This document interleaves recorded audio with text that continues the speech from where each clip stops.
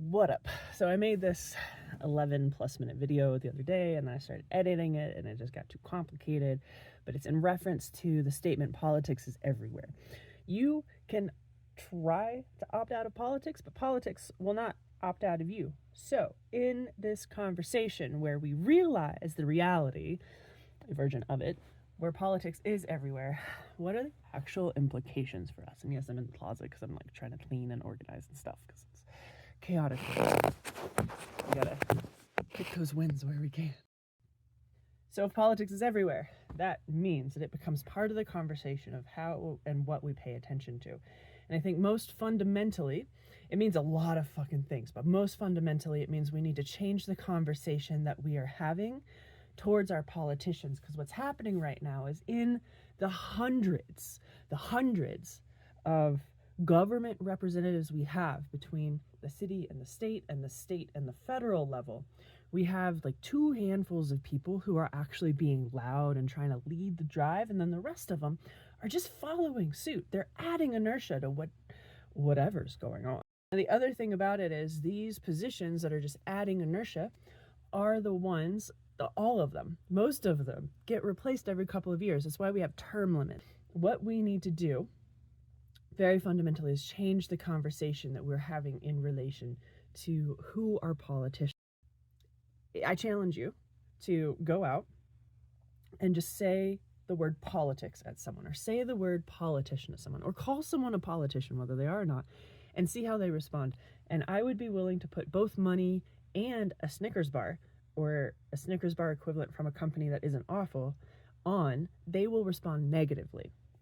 Now, what are the implications of having this very mobile office where people are coming in and out of regularly, ideally if it works as it's designed, and then putting a bunch of shit associated with what holding this office means? The implications of that is no one's going to want to step into that office unless they're clinically unhinged. I think does a pretty good job of explaining where we are now in our government. Laughing so I don't cry, honestly.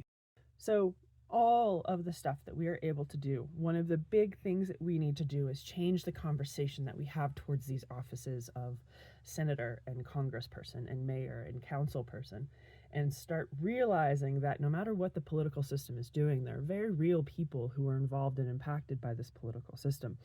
And that if we are to continue to completely tear down the quality or the type of quality of person who steps into these roles that have very real impact and are in charge of moving billions of dollars of actual cash money and money adjacent resources that can make big change. Like, you just look at the number of vehicles or property that the government has. It's insane. It could house every person, every homeless person across the country just using government held facilities. Like, and facilities, I mean like office buildings and apartment buildings and random fucking buildings, because it's our government.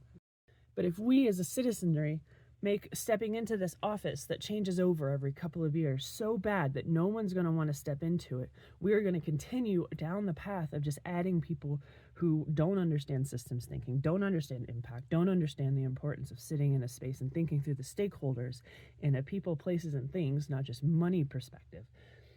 We need to support the people who are stepping into this already overwhelming position in an already overwhelming job interview thing. Campaigning is the weirdest job interview I've ever been through, and it's so disconnected from the actual like things of politics. It is up to us, the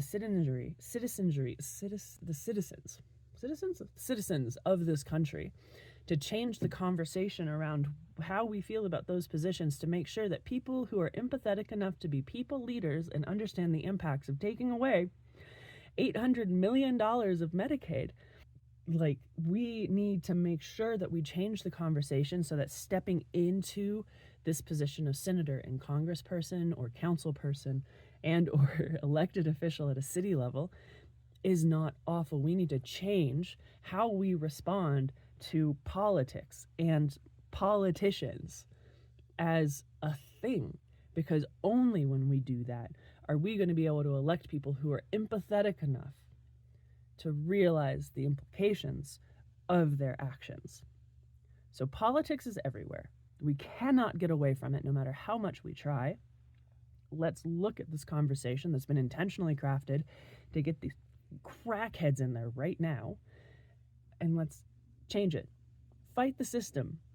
Change how you talk about politics.